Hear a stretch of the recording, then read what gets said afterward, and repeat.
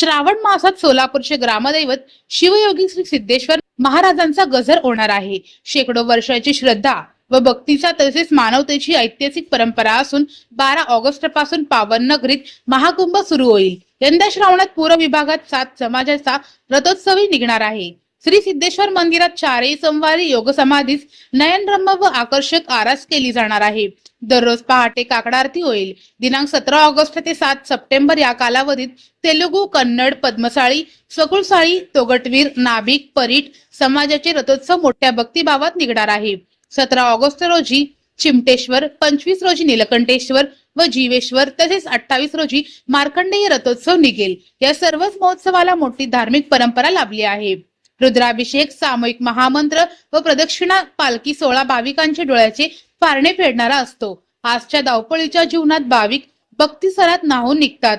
शिव आराधना व मंत्रोच्चाराचा धार्मिक विधी उत्साह साजरा केला जातो। सातही रथोत्सवात सामाजिक सलोखा, सर्वधर्म समभाव आणि राष्ट्रीय एकात्मतेचे दर्शन घडविले जाते। अभिषेक, पुराणाचे पारायण, महापूजा, महाआरतीमुळे भक्तिमय वातावरण निर्माण होते। त्यामुळे श्रावण मासाला ऐतिहासिक वारसा लाभला आहे।